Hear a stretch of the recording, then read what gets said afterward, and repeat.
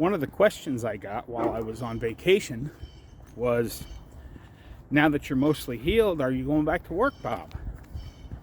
We're going to talk about that, plus a couple of other things today. Hello everyone, Semi-Retired Bob here. I talk about the carnivore diet, all things related to the carnivore diet, and miscellaneous odds and ends. If you're new to the channel, welcome. I'm glad you're here. Thanks for stopping by. Very briefly, if you're wondering what's going on, what are you watching? Well, basically you're watching me walk. This doesn't seem super exciting until you realize that just over 22 months ago, I couldn't do this. I could barely stand for 2 to 2.5 minutes without severe pain because I have spinal stenosis and many other illnesses that are now gone, mostly gone. If you're returning to the channel, welcome back. I'm glad you're here as well. It does mean a lot to me that you choose to spend just a few moments of your day with me. So I'd like to ask each and every one of you to help me out just a little bit. Go ahead and hit that thumbs up. Drop down in the comments and say, "Hi, Bob." And if you haven't subscribed yet, why don't you consider subscribing? All these things are absolutely free, and they help me get the word out that it's never too late to change your life. I'm 60 years old, coming up on my 61st birthday here in just a little over a month. And I'm doing things now that I couldn't do when I was 40. My first trip up this big hill since I got back from vacation. Oh, yes indeed. But yeah, the question, am I going back to work now that I'm mostly healed? No, I have no plans to go back to work. As I said, I'm almost 61. I had my heart surgery when I was 54, I think it was actually. Coming up on my 55th birthday. And the main thing that caused me to retire was my sternum deformed after the surgery, making it impossible for me to get a DOT card to drive a truck. So I had to get rid of my semi, and that's where the Semi-Retired Bob comes from. But I still have a deformed sternum, so I can't get a DOT card. And I have zero interest in, going to work at a fast food joint or something like that. If I can't go back to driving a truck, then I can't go back to work. I also, if you look at my x-rays, do still have spinal stenosis.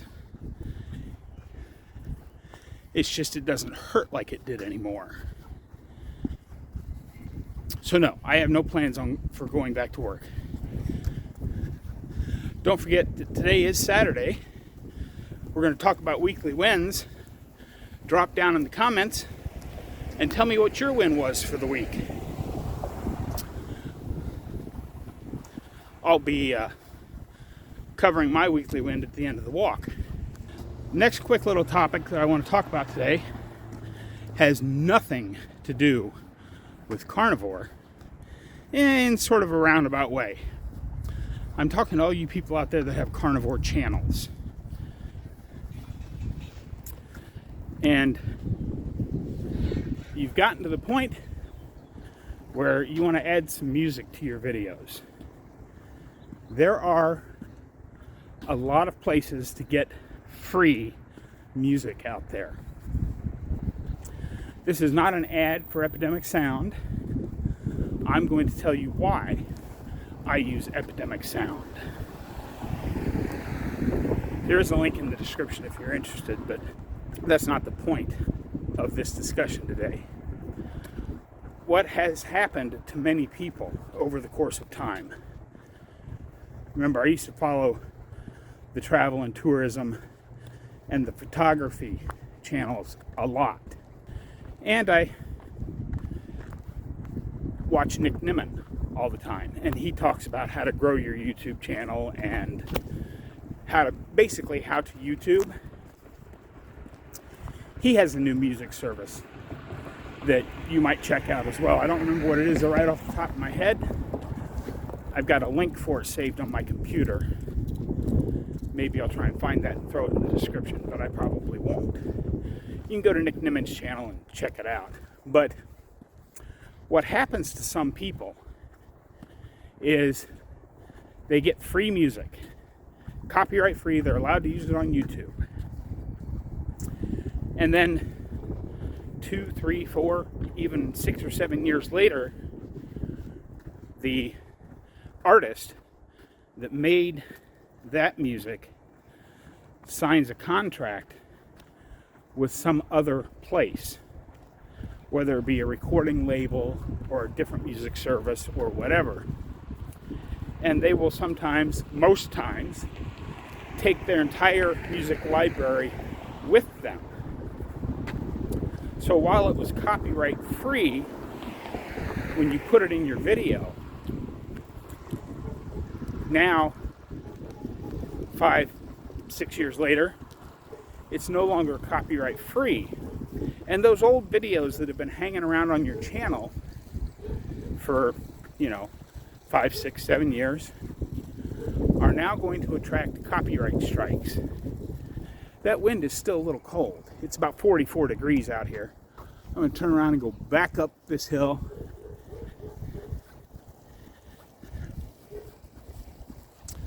But it's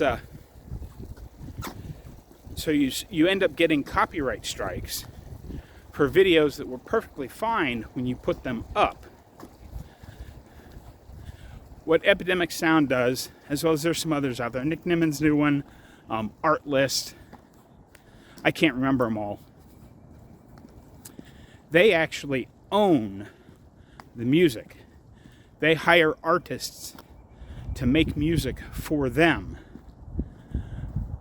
And of course the artist gets paid for it, and they get royalties every time it's used, but the copyright is held by Epidemic Sound, Artlist, Nick Nimit's group.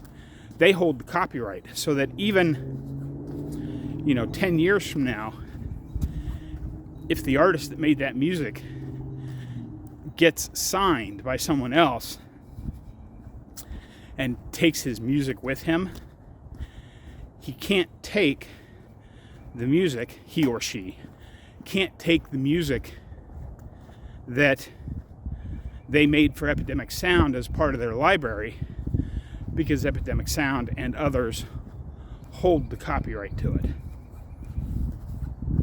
I hope that explanation makes sense. Most of these music services cost between $10 and $20 a month. So it's not outrageously expensive to future-proof your channel, to make sure you're not going to run into problems on down the road somewhere. Oh, I am struggling with this walk just a little bit. It's been, quite a while. I did that short walk for Thursday's video when I got back. This one was a little bit longer, but I'm still trying to get all the way back in shape from my vacation. And I still feel a little on the draggy side from that long odyssey of a bus trip back. I had something else I wanted to talk about, but now I can't remember what it was. So, very briefly, I'm just got to go down the hill and back up the house. But very briefly, let's go ahead and flip the screen around and cue the music.